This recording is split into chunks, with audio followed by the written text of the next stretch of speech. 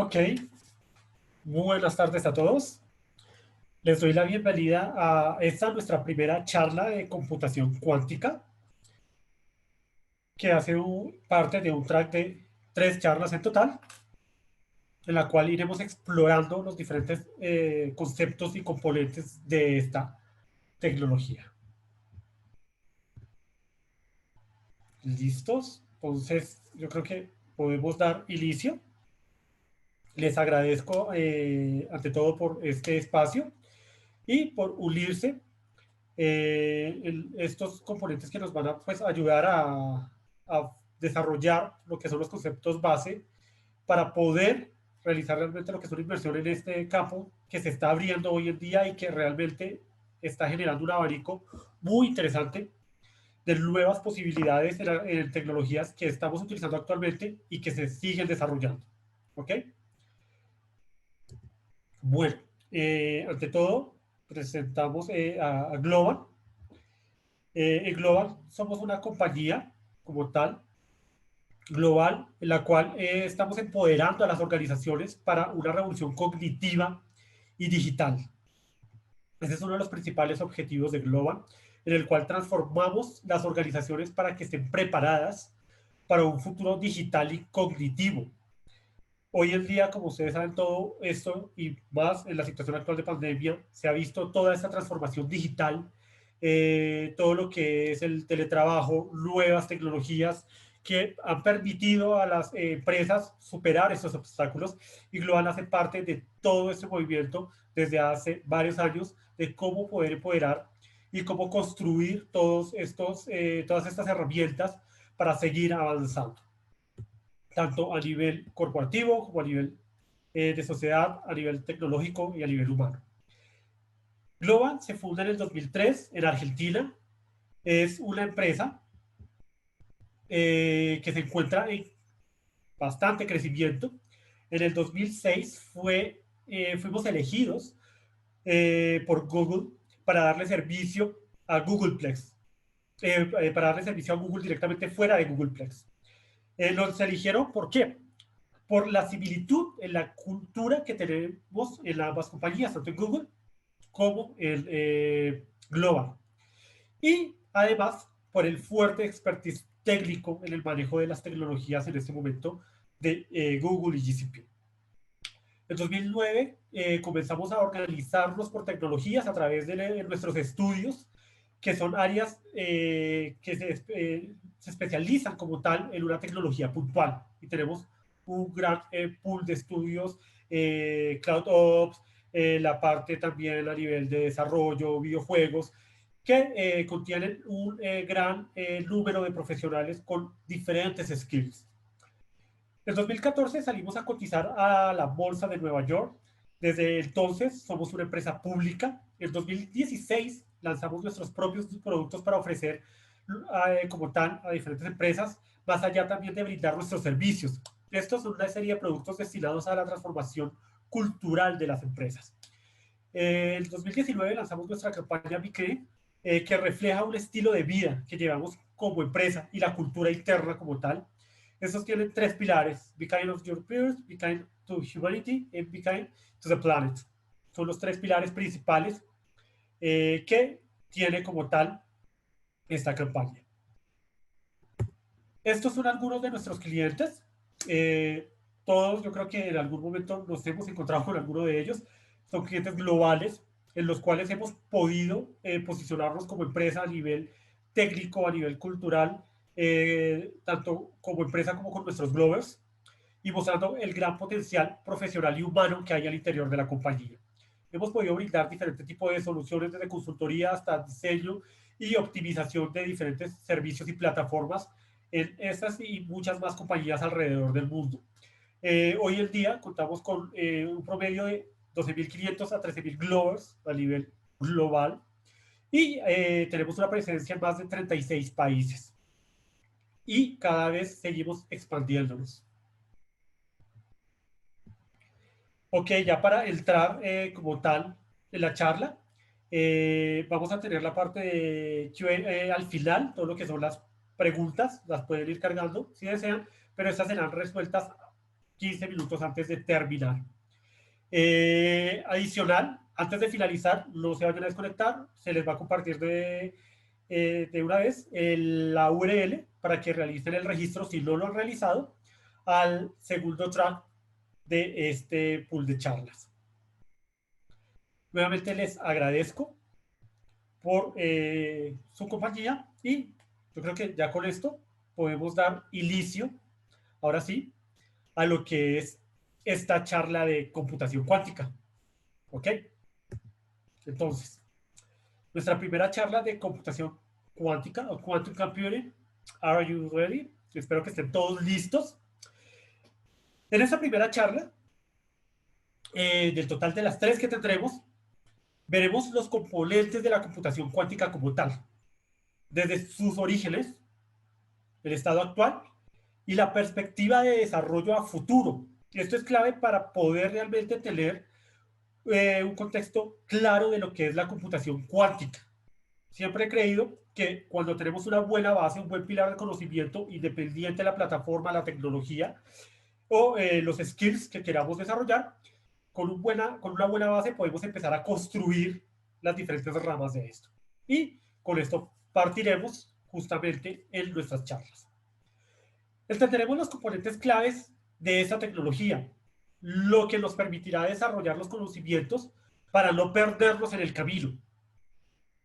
Muchas veces cuando intentamos, sobre todo en estas tecnologías que tienen un pool físico y matemático tan fuerte, muchas veces nos logramos desorientar y por esto llegamos a desistir de continuar. La idea es poder tener una ruta, un roadmap que nos ayude justamente a desarrollar esto y permitirnos ingresar a este gran mundo que, como les indiqué, tiene muchísimas posibilidades al día de hoy y cada día se extienden aún más. En este ciclo de charlas veremos los orígenes de la computación cuántica, cómo podemos desarrollar programas y experimentos cuánticos desde nuestros equipos locales con la simulación cuántica y lenguajes de desarrollo como QSHART, y el cómo estos son el futuro de actuales y de nuevas tecnologías. Entonces, nuevamente les doy la bienvenida. Me presento. Mi nombre es John Alexander Barreto. Soy SM en Azure o Subject Matter Expert para la parte de Azure en DevOps al interior de Global. Llevo un promedio de 14 a 16 años trabajando en tecnología. Realicé mis primeros estudios en física-matemática acá en Colombia, en Bogotá. Siempre me ha apasionado la ciencia, me ha apasionado muchísimo la tecnología. Siempre he creído que una de las mejores formas de interactuar, de poder todos los días palpar los últimos desarrollos científicos que transformaron el mundo es con la tecnología. Dado a esto, pues trabajo en tecnología justamente desde hace ya 14 años. He pasado por diferentes niveles a nivel de soporte, consultoría, arquitectura y en diferentes tecnologías, iniciando con Azure y luego especializándome en tecnologías Microsoft, con lo cual hice parte del grupo de Most Valued Professional o grupo MVP en la categoría de Cloud and Data Center Management. Fui el primer MVP en esa categoría para Latinoamérica y en ese momento estoy haciendo la transición para MVP a nivel de cloud, de quantum computing, lo cual me ha permitido apoyar al equipo directamente desde Redmond que está desarrollando estas tecnologías a nivel global, realizando feedback, pudiendo revisar documentación antes de que salga y en ese momento revisando temas de la plataforma de nube de computación cuántica que es Microsoft Azure Quantum, la cual brindará servicios de computación cuántica ya para uso general. ¿Ok? ¿Qué veremos el día de hoy? Primero, ¿cómo nace la computación cuántica? Veremos unos conceptos claves de lo que es la mecánica cuántica, ¿cierto? Cosas sencillas que nos permitirán comprender y empezar realmente a apasionarnos por todo esto. Veremos lo que son las primeras computadoras cuánticas, cómo han surgido, cómo han ido evolucionando, dónde nacen los algoritmos cuánticos, qué es un algoritmo cuántico. Veremos también el estado del arte de la computación cuántica al día de hoy, qué tenemos de estas tecnologías. Y al final resolveremos una sencilla pregunta y es, ¿la computación cuántica es un gato de Schrödinger? ¿Qué creen ustedes? Esto lo veremos al final, así que totalmente atentos a la charla. Espero estén bien cómodos, bien aferrados a su silla para dar inicio a este viaje, este emocionante viaje. Y let's go. Vamos. Ok, empecemos con la primera pregunta. ¿Qué es la computación cuántica? Bueno, la computación cuántica usa justamente los principios de la mecánica cuántica para lograr el procesamiento de información. Y es por esto que la computación cuántica requiere un enfoque muy diferente, ¿cierto? Salirnos un poco de nuestra zona de confort, de lo que nos presentan nuestros actuales computadores tradicionales o los computadores basados en chips de silicio.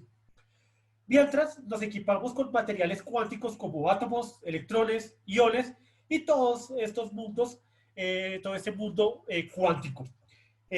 Aquí quiero hacer una salvedad y es justamente para entrar en ese camino, todo esto varía, ¿cierto? Podemos tener diferentes resultados acorde al espectador. Entonces, ojo, acorde a dónde estemos posicionados, al igual que el universo al cual estemos intentando hacer inversión.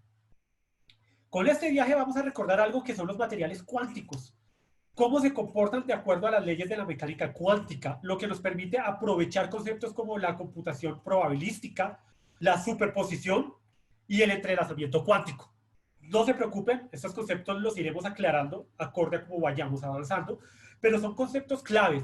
Superposición y entrelazamiento son puntos muy claves para después entender lo que es la computación cuántica. ¿Ok? Y estos son los conceptos claves que veremos en las tres charlas y nos permitirá crear nuestros primeros programas y algoritmos cuánticos sin perder la cordura en el camino y aprovechando la eficiencia de la computación cuántica para lograr resolver problemas muy complejos. ¿Ok? Sujetémonos y arranquemos. ¿Cómo podemos dar inicio a nuestro camino en la computación cuántica? Muchos se llegan a preguntar esto. Y sobre todo no morir en el intento. Ok, veremos acá, clave. Generalmente, cuando queremos poner en la práctica la computación cuántica, no es muy fácil, ¿cierto? Estamos trabajando con muchas teorías y muchos conceptos que son a veces complicados de entender y mucho más de experimentar.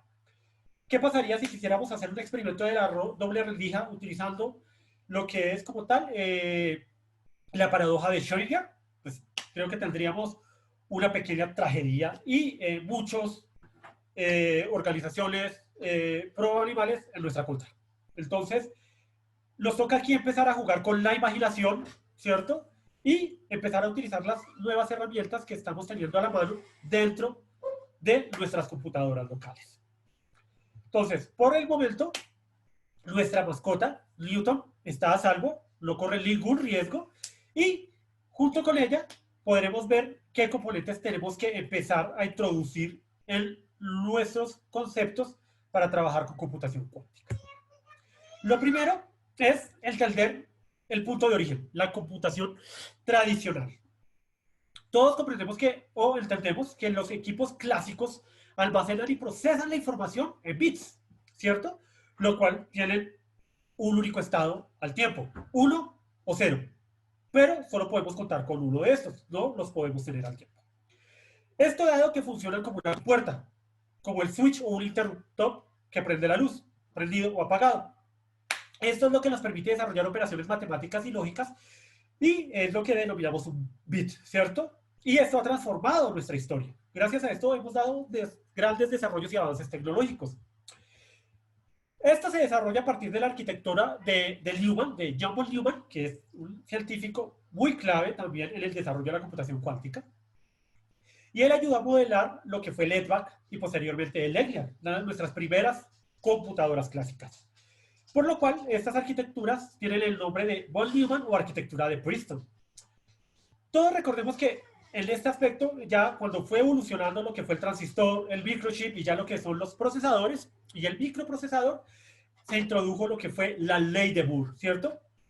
Gordon Moore los ayudó formulando una ley en 1965 y fue modificada casi 10 años después, en 1975, la cual establece que la duplicación del número de transistores por unidad de superficie en los circuitos integrados se duplicará cada 2 años. Y igual habrá una miniaturización de estos componentes a nivel de CPU. Pero ¿por qué nos impacta esto y qué tiene que ver con la computación cuántica? A medida que evoluciona la tecnología y se reduce el tamaño de los transistores para producir microchips cada vez más pequeños, más eficientes y aumentar la velocidad, eh, resulta que pasa algo. Y es que no podemos hacer estos componentes infinitamente pequeños. Tenemos un límite. Incluso se ha llegado a deducir o se ha llegado a hablar que el límite está en el año 2021, llegará el límite y la ley de Moore no se seguirá cumpliendo después de este año.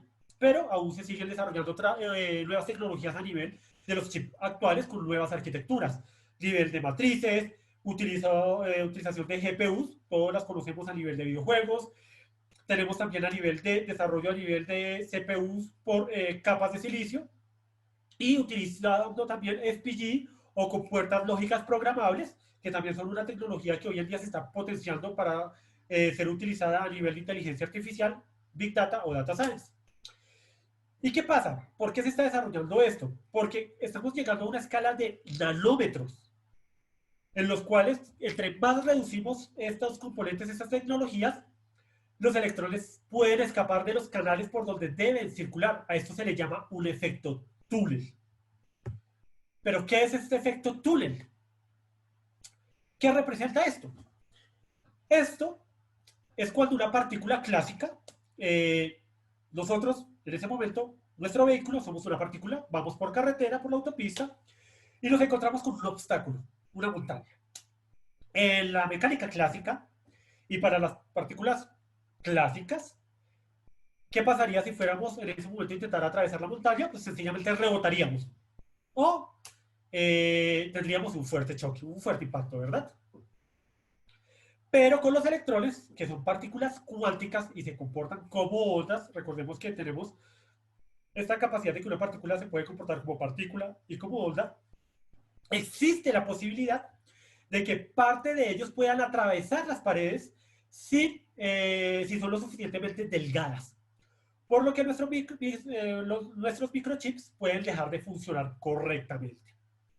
¿Y qué tan delgado o pequeños están haciendo estos componentes? Realmente muy pequeños. Estamos hablando que estamos llegando ya al orden de entre los 14 a los 10 nanómetros. Un nanómetro más o menos equivale a la billonésima parte de un metro o a sí, a la billonésima parte de un milímetro, corrijo, que es más o menos un nanómetro igual a 10 a la menos 9 milímetros. O más o menos un milímetro sobre 1000 billones para tener un rango más o menos de qué es un nanómetro. Es algo infinitamente pequeño. Ya para poder observar esto se puede hacer únicamente a través de microscopios electrónicos. Ok, entonces aquí tenemos otro punto también que ha ayudado a explotar lo que es la computación cuántica y es abordar los diferentes problemas que clásicamente son intratables. Tenemos diferentes problemas tanto matemáticos, técnicos y hoy en día problemas que nos aquejan como una unidad que para resolverlos con la computación actual tomaríamos demasiado tiempo. A través de la computación cuántica podemos desbloquear soluciones a problemas de área como inteligencia artificial, energías limpias, calentamiento global, diseño de materiales, optimización de baterías y muchos más. Para la búsqueda de soluciones a estos problemas, utilizando un ejemplo, con todas las computadoras clásicas que tenemos hoy, si todas las uniéramos, las interconectáramos y funcionaran juntas, requeriríamos un tiempo más largo que la vida útil del universo. Eso es demasiado, realmente, y definitivamente no creo que estemos presentes para ver estas soluciones. Sin embargo, con una computadora cuántica podemos obtener solución en solo unos días o unas horas. Un ejemplo, vamos a tomar el ejemplo del fertilizante. Sé que no es el tema más atractivo para entrar a hablar, pero es un tema muy, muy clave. ¿Por qué? Algunos de los mayores desafíos que enfrentamos hoy en día, en la actualidad, es el hambre global, ¿cierto? Y el calentamiento global, al igual que el tema de las energías limpias. Nuestro proceso actual fue inventado más o menos en 1900. Estamos hablando casi que cuando se empezó a desarrollar la teoría cuántica, entre 1700 y 1800. Recordemos que los postulados de la relatividad y el fenómeno fotoeléctrico fueron formulados en 1905. Y en 1900 teníamos toda la revolución industrial. Antes de que pudiéramos tener el poder de computación que tenemos hoy. Y cómo se modela este proceso como tal a nivel de fertilizantes y el uso de hidrocarburos, eh, el cual consume más o menos el 3% del gas natural del mundo a nivel de lo que son los fertilizantes. Existe un proceso que es muy misterioso, en el cual la naturaleza, por ciertos microbios, producen fertilizantes de manera más eficiente que nuestro enfoque industrial, que es el que utilizamos a nivel general. Con la computación cuántica podríamos trabajar en conjunto con supercomputadoras, porque eso utiliza la computación cuántica con computadores tradicionales de la mano. Podríamos trabajar en cómo y comprender cómo estos microbios realizan una tarea en cuestión de semanas y reducirla a días. Y luego poder diseñar nuestros propios catalizadores mucho más eficientes, optimizando el proceso de alimentación y cultivo de alimentos, reduciendo el footprint o lo que es la huella de carbono y optimizando el uso energético. Entonces podríamos llegar a atacar incluso 3 problemas grandes que nos afectan a nivel global, dándole solución en un tiempo récord. En cuestión de años o semanas podríamos solucionar y poder empezar a implementar esas nuevas tecnologías. Este enfoque es lo que nos da la computación cuántica. ¿Cómo lo hacemos? Si vimos anteriormente la mecánica clásica, buscamos un camino a la vez. Con la computación cuántica podemos empezar a buscar múltiples soluciones al mismo tiempo. ¿Cómo lo hacemos? En la computación cuántica, el equivalente a un bit, ¿cierto? Lo tenemos en la mecánica cuántica con el qubit. El qubit es el que representa como tal el estado de una partícula cuántica. Un qubit puede ser un 1 o un 0. Esto permite que, a diferencia de un bit clásico que solo puede almacenar un único valor, el qubit puede tener los dos valores, 1 y 0 al mismo tiempo.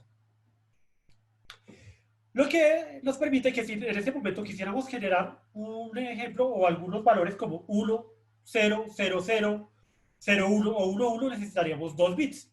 Pero con un qubit podemos generar estos valores sin problemas. Y igual los podemos generar todos a la vez. Sin embargo, con 2 qubits en superposición, recuerda lo que hablamos anteriormente de la superposición, algo clave, donde cada qubit puede ser 0 y 1 o ambos, podemos representar los mismos 4 valores simultáneamente, esto con únicamente 2 qubits. Con 3 qubits podemos representar 8 valores. Con 4 qubits podemos llegar a 16 valores y esto sigue creciendo de forma exponencial. Esto es geométrico. Lo cual nos abre la puerta para revelar grandes misterios y problemas que no logramos resolver al día de hoy y que probablemente no contemos con el tiempo suficiente para descubrirlos con la computación tradicional.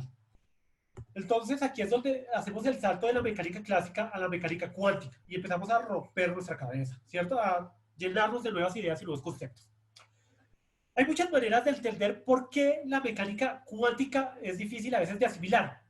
Quizás lo más sencillo es que la interpretación de la teoría cuántica, que dice que la materia en el nivel de quantum, en el nivel más pequeño, está simultáneamente en diferentes configuraciones posibles. O sea, no se comporta como vemos el mundo a grandes escalas, la mecánica clásica. Aquí bajamos a otro nivel, ¿cierto? A diferencia de la teoría clásica de las probabilidades, esas numerosas configuraciones de estado de un quantum que se podrían llegar a observar pueden interferir entre sí, como olas en una piscina de mareas o de olas. Cada una puede interferir y generar diferentes reacciones. Con esto, pues hay que sí o sí empezar a comprender todo lo que nos dio el origen a este mundo cuántico, las grandes mentes que nos abrieron la posibilidad y el conocimiento a todo esto. Podemos hablar de Albert Einstein, Max Planck, Marie Curie, Oppenheimer, Dirac, Picard, Pauli, Heisenberg y Schrödinger. Estos últimos claves el día de hoy para entender bien estos conceptos. ¿Ok? Yo creo que nunca en la humanidad se ha visto las mentes más brillantes o las mentes más brillantes que han existido reunidas en un único punto como este instante. Entonces vamos a hablar de Werner Heisenberg, pero no este. Creo que problemas técnicos. Ahora sí, entrelazamiento. Tuvimos un problema de paridad cuántica. Ahora sí, con nuestro Heisenberg adecuado, vamos a hablar de la indeterminación de Heisenberg o el principio de incertidumbre.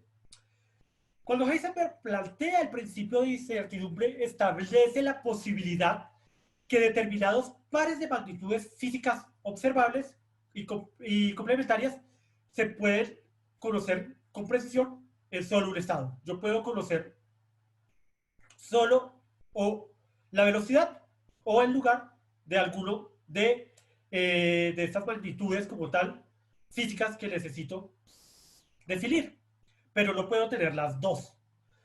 ¿Qué pasa? Este principio de incertidumbre, en los casos en los que podemos ver, digamos, en este caso lo podemos ver con el enunciado matemático, apoyado por la constante de Planck, la H.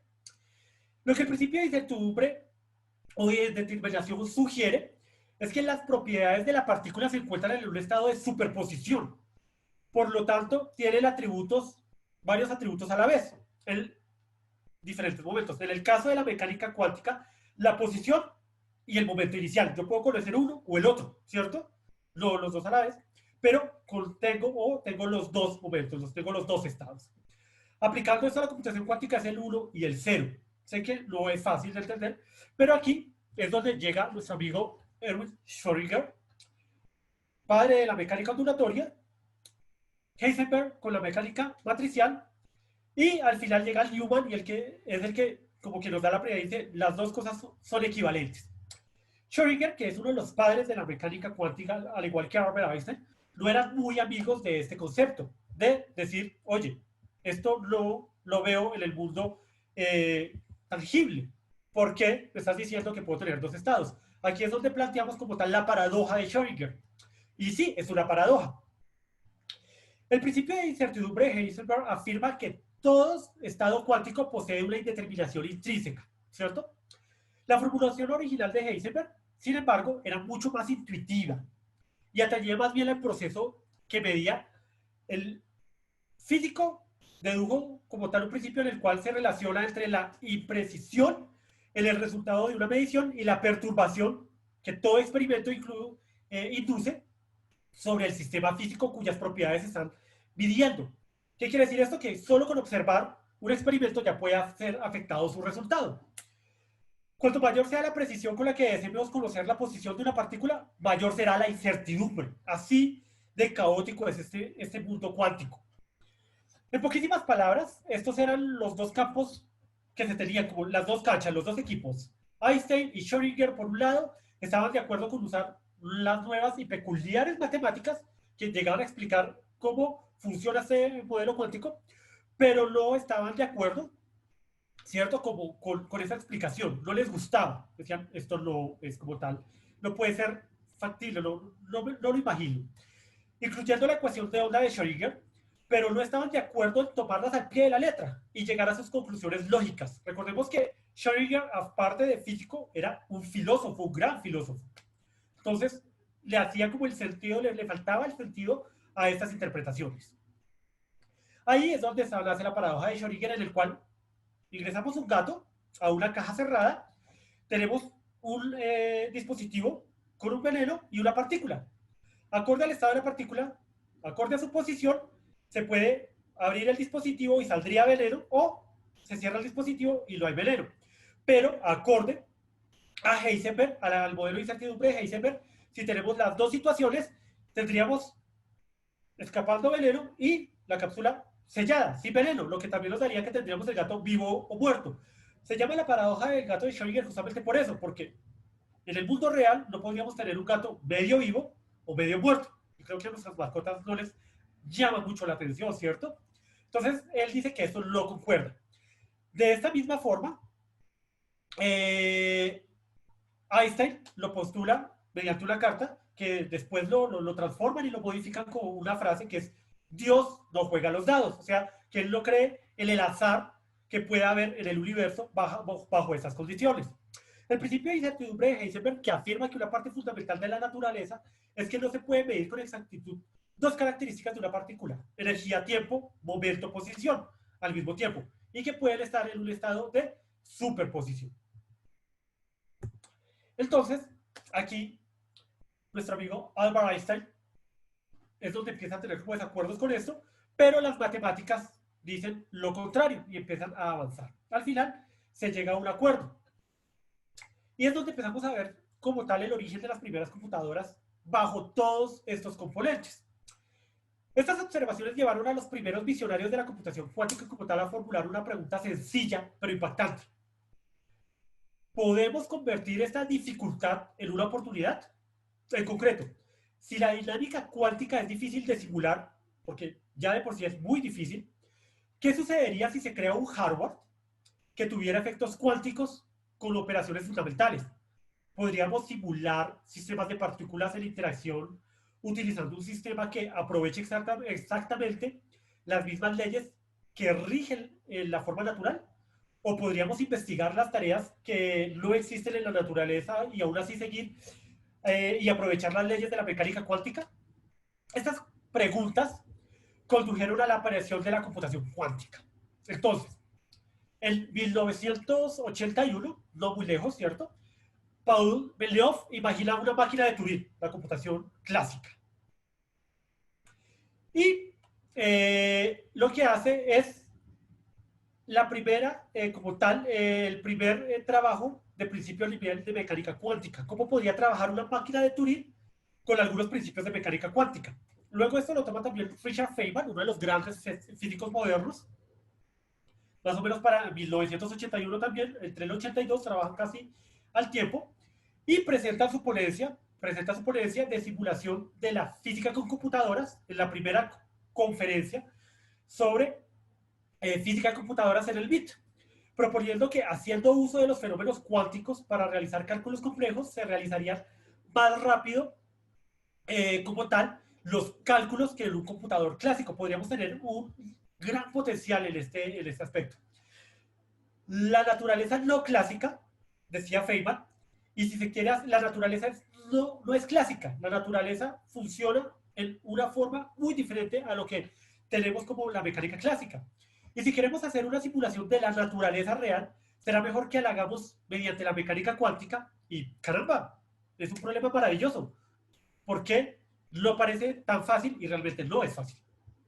Pero ya hemos evolucionado en muchos aspectos tecnológicos que nos han permitido dar el avance de los conceptos como tal teóricos a los conceptos prácticos. Ya hemos podido partir y con todo esto, ya hoy en día empezamos a desarrollar lo que son computadoras cuánticas. La base fundamental de la computación cuántica consiste en almacenar información en los estados cuánticos de la materia y usar operaciones de puertas cuánticas. También esto, no se preocupen, iremos aterrizando cada uno de esos conceptos.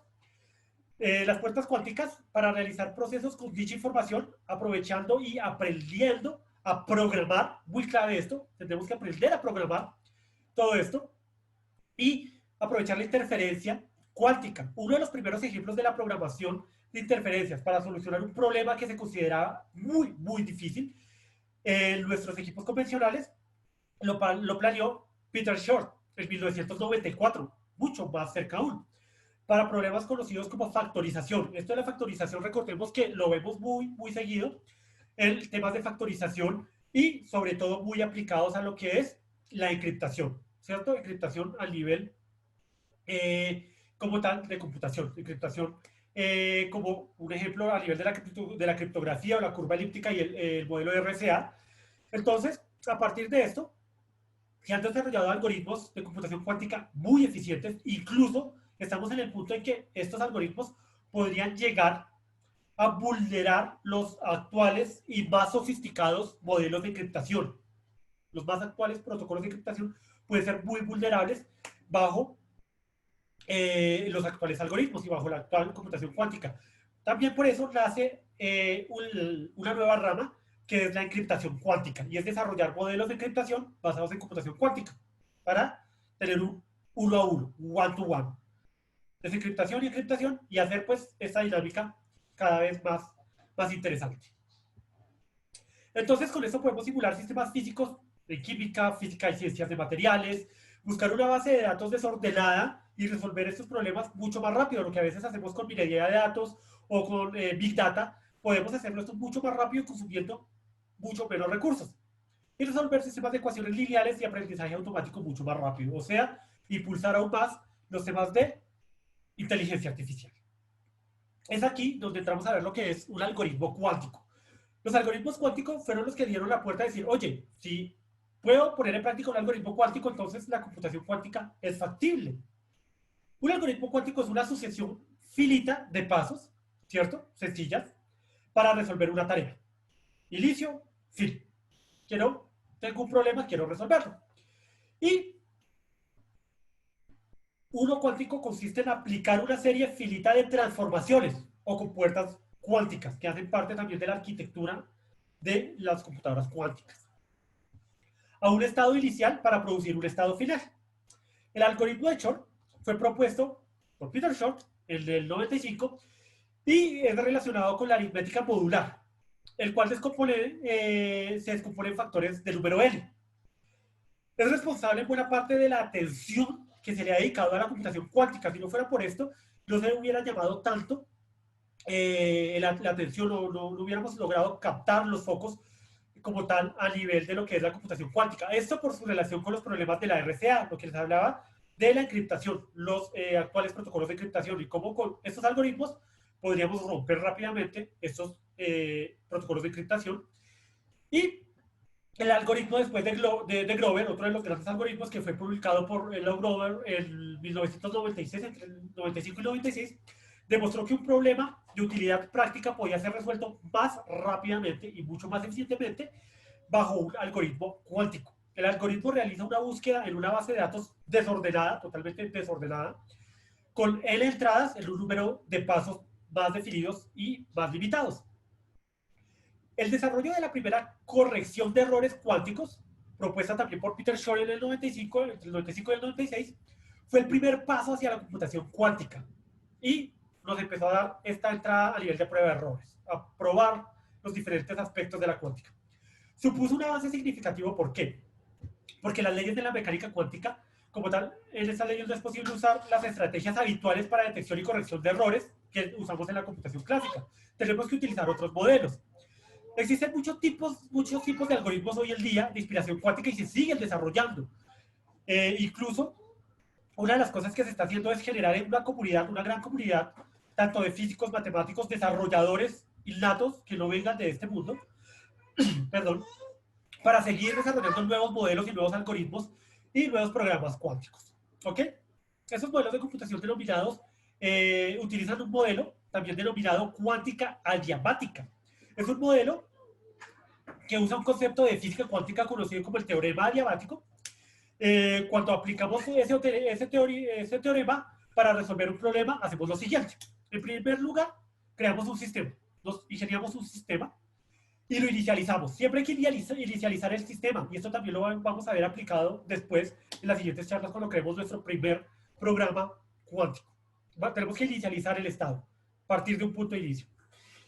Este sería el estado más bajo de nuestro programa, en un sistema muy simple. Uno, que entendamos por completo, y esto es fácil de hacer porque nosotros estamos dando el punto de partida. Tras ello, realizamos una transformación lenta del sistema en uno mucho más complejo que describa el problema que tratamos de resolver. En el teorema adiabático establece que siempre que esta transformación suceda con lentitud suficiente, el sistema tiene tiempo de adaptarse y permanecer en esta configuración de energía más baja. Cuando terminamos con nuestras transformaciones, habremos resuelto el problema. En teoría se ve sencillo, ¿cierto? Pero aquí es donde empezamos también a poner algo en práctica y es la optimización inspirada en cuántica. Y es que existen muchos problemas de optimización en todos los sectores, como fabricación de productos, finanzas, transportes, en fin. Y un ejemplo, la logística. en los cuales se debe dedicar plenamente a solucionar problemas de optimización. ¿Cómo optimizamos? ¿Cómo mejoramos los recursos? Para resolver estos problemas buscamos soluciones viables. La mejor solución es la que tiene el costo más bajo. Los algoritmos cuánticos adiabáticos en este caso son perfectos para resolver muchos de estos problemas. Incluso hoy en día ya hay empresas que están utilizando estos modelos. Incluso China, que es uno de los líderes hoy en día en computación cuántica, desarrolló uno de esos modelos, de estos modelos, para optimizar el tráfico. El tráfico en China es caótico, es una locura. Y están utilizando modelos de optimización cuántico para mejorar el flujo de tráfico en China. Semáforos, señalizaciones vial, flujos viales, todo lo que es la mecánica como tal a nivel del transporte público se está optimizando gracias a la mecánica cuántica hoy en día.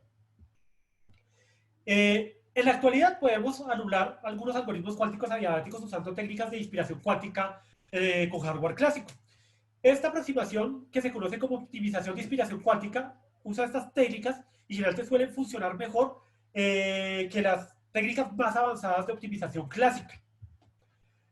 Usar la optimización de inspiración cuántica con problemas del mundo real puede ofrecer a las empresas nuevas perspectivas y ayudar a reducir costos en gran medida, ya que aumenta la eficiencia de los procesos y optimiza como tal cada uno de los aspectos que se quieren validar o estudiar. Entonces, encontrar una solución más rápida que con otras técnicas de optimización, en un caso de uso fijo, y una calidad de solución mucho más eficiente hace que la computación cuántica sea muy, muy atractiva. Y por eso, empresas como Google, IBM, Microsoft, se estén impulsando mucho más en estas tecnologías aliadas con lo que es los campos de estudio científico, con las universidades, para poder extender esto y desarrollar aún más estas tecnologías. Entonces, vamos a ver acá un ejemplo de lo que es el algoritmo de Grover.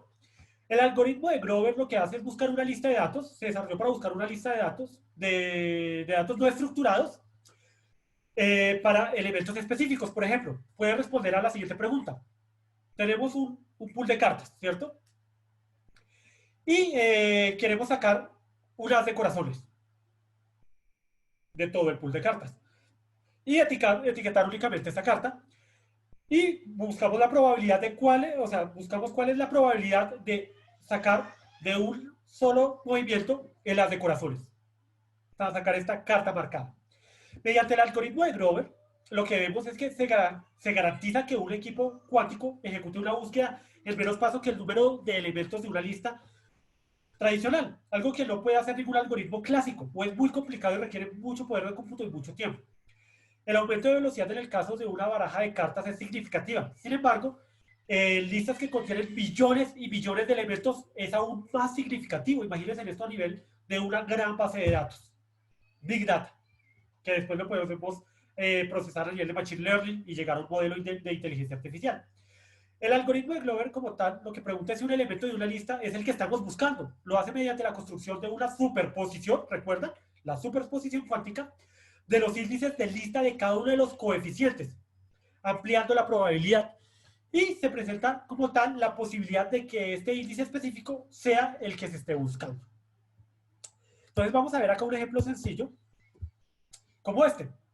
Este como tal es el algoritmo de Grover y lo tenemos bajo simulación cuántica en un lenguaje que es Q-Sharp, que también veremos en la segunda y tercera charla mucho más a detalle, y en la tercera realizaríamos un demo para que construyamos nuestro primer programa cuántico. ¿Ok? Entonces, este algoritmo como tal, lo que nos va a permitir es justamente validar lo que son las operaciones y podemos aquí sencillamente inicializar. Vamos a darle... Aquí ya está inicializado y sencillamente nos va a dar el listado. Entonces, si ustedes pueden observar aquí, él nos está diciendo que necesitamos sí o sí agregarle un número de qubits para realizar la simulación. ¿Cuál va a ser el número de qubits que vamos a utilizar? Podemos decirle que vamos a utilizar 2 qubits sencillos y aquí nos va a dar algo muy sencillo. Nos va a dar solo un 1 o un 0. 0, 1. Recordemos que aquí inicializa el programa a nivel de los qubits, lo inicializamos con un qubit, con un valor de un 1, para después generar una correlación y marcar lo que son los estados. Podemos después agregarle otro.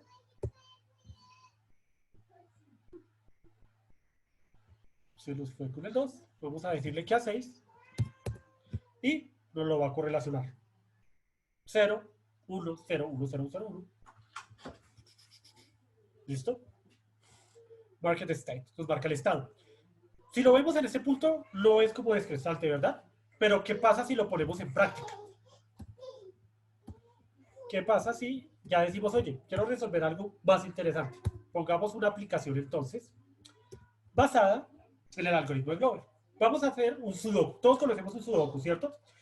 Este programa lo que va a hacer es demostrarnos la resolución de un sudoku usando el algoritmo de Glover. El código literalmente lo que nos va a permitir es admitir un rompecabezas de un sudoku de 4x4 hasta 9x9. Recordemos que esta simulación cuántica está utilizando una simulación, cómo funcionaría utilizando tecnología cuántica basado o corriendo sobre nuestra máquina que es computación clásica. Entonces, si lo crecemos a 1x9x9 o más grande, nos va a tomar más tiempo. Entonces, los números en este caso, tendremos los números del 0 al 3 si fuera un sudoku de 2x2 y estos pueden aparecer en una única fila, ¿cierto? O columna. No pueden haber números repetidos en fila o columna. Creo que todos conocemos esto del sudoku. Entonces, lo que hacemos es tomar y delimitar los bordes. Aquí le vamos a generar los bordes como tal y le vamos a colocar restricciones para que no se salga de estos bordes y le vamos a decir que los números no pueden repetirse. Entonces vamos a generar una lista de bordes que conectan cuadros vacíos y una lista de restricciones de cada cuadro vacío con los números iniciales del rompecabezas. Entonces, como todo sudoku va a tener sus pistas, va a tener unos números iniciales en unos objetivos random que le va a permitirle después armar o desarrollar el sudoku. Entonces vamos a ver cuánto nos toma generar un sudoku. Vamos a ver acá. Tenemos el ejemplo del sudoku. Más o menos, si este es el ejemplo, ¿cuál sería la solución? En este caso, un sudoku de 4x4. Entonces, vamos aquí, en este momento, a decirle que vamos a resolver un sudoku de 4x4 sobre 1, sobre la primera posición, cómo nos corre. Entonces, nos dio la primera posición sobre un 1, solo un espacio vacío, no lo resolvió, ¿cierto?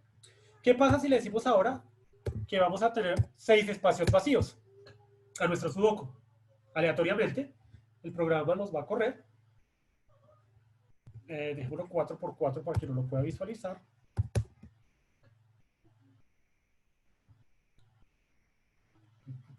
Ya con 4 espacios vacíos y nos lo empieza a resolver. Entre más grande vayamos generando la correlación, más poder de cómputo nos lo va a empezar a tomar. ¿Listo? Nos va a empezar a consumir. Pero esto es un ejemplo de cómo podemos llegar y empezar a desarrollar esto de una forma mucho más rápida.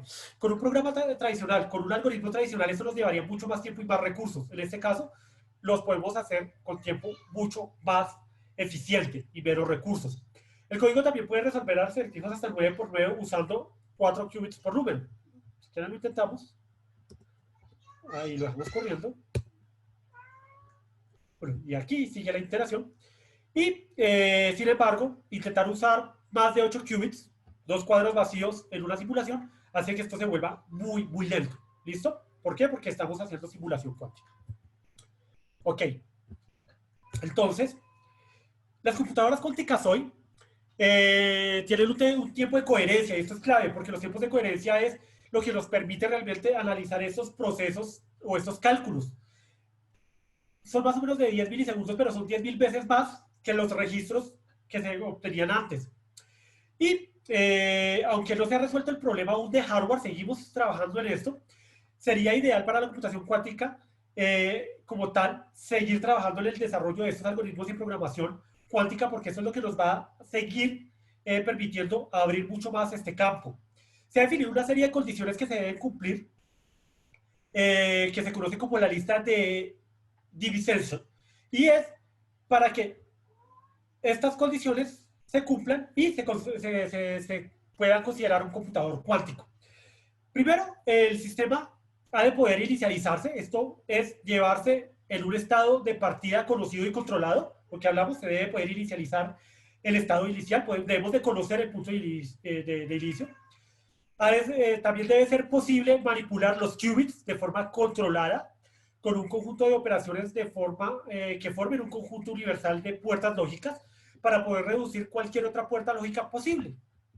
El sistema debe mantener su coherencia cuántica a lo largo del experimento para que garantice que el resultado es correcto. Ha de poder también leerse el estado final del sistema tras el cálculo. El sistema también debe ser escalable. Tiene que haber una forma definida de aumentar el número de qubits, que es lo que se trabaja hoy en día. Si mal no estoy, se está llegando entre los 100 a los 121 qubits de manera estable para tratar problemas de mayor coste computacional. Las condiciones para esto se deben de cumplir y esto es lo que nos va a permitir como tal definir lo que es una computadora cuántica. Y en esto se está trabajando hoy en día. Tenemos tres grandes competidores, los principales. Google, ¿cierto? Ya mostró una computadora cuántica el año pasado que indicó que un problema que podía haber llevado 10.000 años resolverse, lo resolvió en 2 días. Ahí hubieron después unos contextos que resolvieron entre Google e IBM, pero fue como lo mostró Google, ¿cierto? Tenemos IBM con System One o Q System One, la computadora cuántica que ya está siendo puesta a disposición para uso comercial. Y Microsoft está trabajando en su plataforma de computación cuántica, tanto de hardware cuántico como con su plataforma de nube, que es Microsoft Azure Quantum. Como tal, la coexistencia ocurre en estos dispositivos y una de las cosas que todos coinciden con esto es en los modelos de Cero-Majorana, que es uno de los temas de arquitectura de hardware cuántico, que permitirá que todos esos componentes integren al final una computadora cuántica topológica, como en el caso de Microsoft, que utiliza esta tecnología de computadora cuántica topológica para lo que son sus estudios. ¿Listo?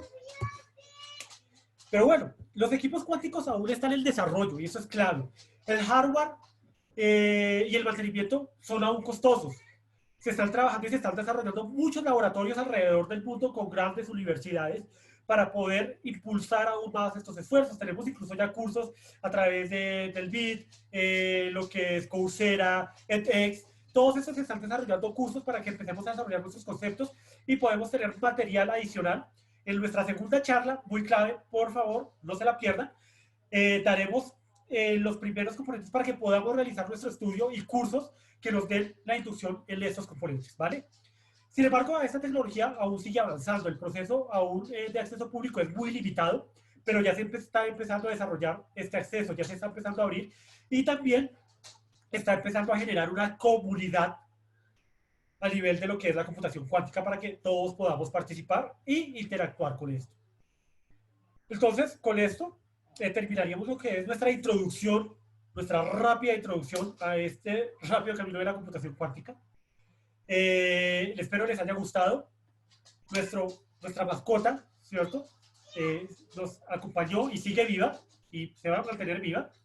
Y nos va a acompañar también lo que es a nuestra área de preguntas. Entonces tenemos acá unas preguntas. La primera pregunta que tenemos acá. El hecho de que los qubits puedan adoptar varios estados al mismo tiempo supone que pueden leer estos estados al mismo tiempo y teniendo en cuenta el entrelazamiento y superposición. Bueno, recordemos que pueden tener varios estados al mismo tiempo, sí, esto es la superposición cuántica, el entrelazamiento, no se preocupen, esto lo veremos en la otra charla. Pero ¿qué es lo que pasa con eso? Cuando vemos esta definición, es lo que justamente habla de las condiciones para tener una computación cuántica. Debemos de poder definir el estado inicial. Nosotros definimos el estado inicial para conocer el punto de partida. Recordemos que esto hace parte de la mecánica cuántica. Yo puedo conocer alguno de los dos estados, puedo conocer uno de los dos estados y en el caso de una computadora cuántica yo puedo definir este estado, ¿cierto? Entonces, sí, yo puedo adoptar uno de estos estados, puedo definirlo a nivel de la computación del algoritmo del programa para tener nuestro punto de partida y con esto empezar a ya, como se dice, manipular los qubits. Es una de las segundas condiciones para tener una computación cuántica. Bueno, tenemos aquí varias preguntas. Otra pregunta. ¿Qué tipo de problemas se ha resuelto usando computación cuántica? Bueno, justamente ahorita ya se están trabajando y se están resolviendo problemas, digamos, como la optimización de baterías eléctricas. Hoy en día estamos con todo lo que es las energías limpias, ¿cierto? Los carros que logramos mover por electricidad. Y es una de las cosas que ya se están optimizando estas baterías, ya se están logrando avances en esto. Se está trabajando también en la optimización de la captura de partículas de CO2, como literalmente las plantas absorben el dióxido de carbono y producen oxígeno. También se está ya modificando y se está logrando trabajar en esto. Se está trabajando también a nivel de lo que les comenté, el ejemplo inicial de China, que está logrando desarrollar muchos más o mejorar lo que es su aspecto a nivel de el tráfico con la computación cuántica. Entonces voy a mostrarles acá un ejemplo muy chévere de lo que es la computación cuántica, donde podremos ver diferentes ejemplos de cómo funciona esto.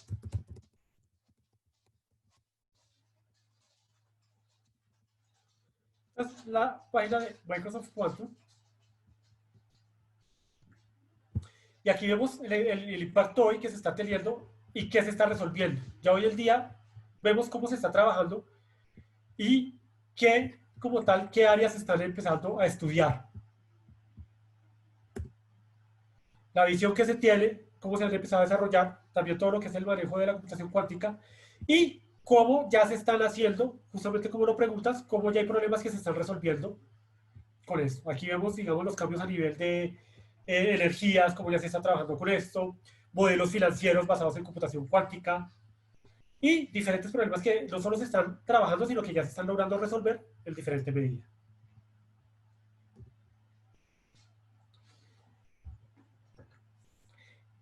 ¿Las librerías para trabajar en programación cuántica son open source? Sí. Y esta es una muy buena pregunta. Gracias. Son totalmente open source. Yo las puedo bajar. Tengo librerías para química, para matemática. Las puedo bajar y adicional a esto no solo las puedo bajar y utilizar, puedo aportar en la construcción y en la optimización de estas librerías.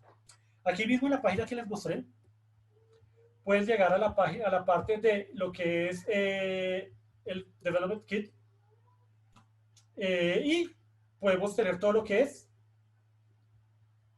el Open Source Library y ejemplos y empezar a desarrollar estos skills. ¿Listo? Cómo funcionan los principales integradores, qué se está haciendo ya con esto y cómo podemos hacer parte de la comunidad. Contribute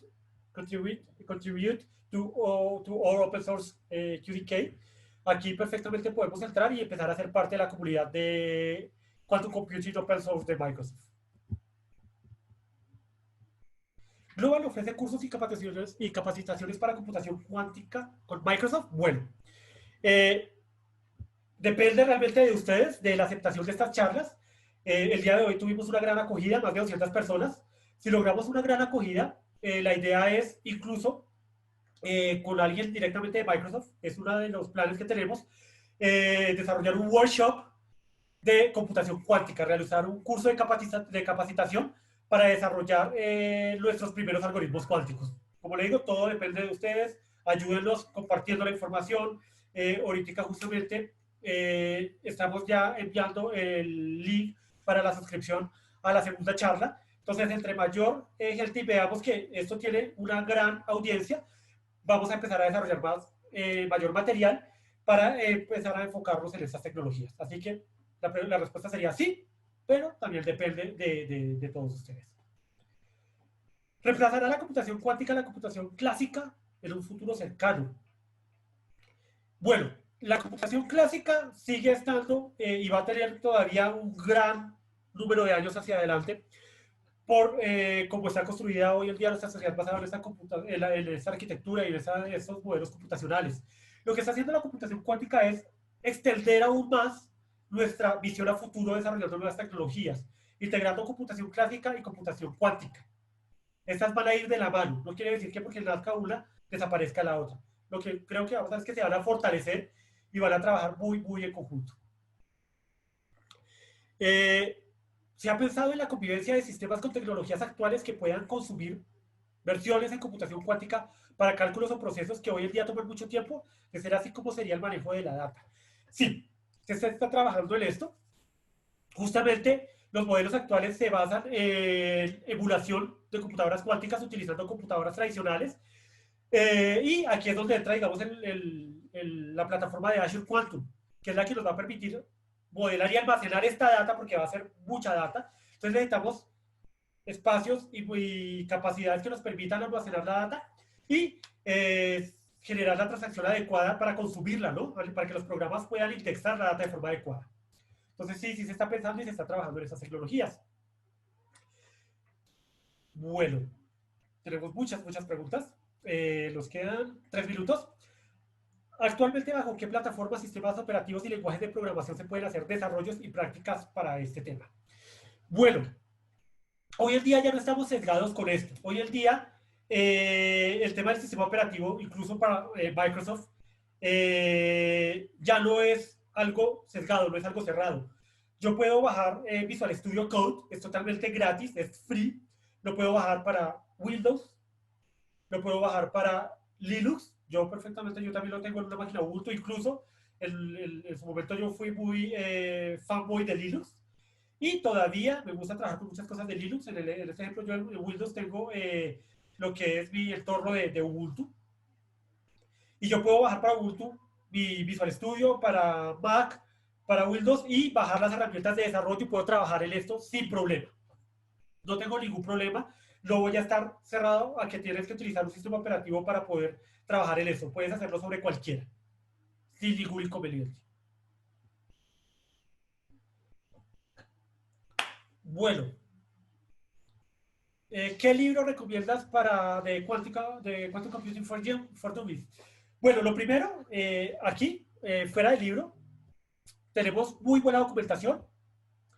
Eh, podemos, a ver, 2 Quantum Tutorials.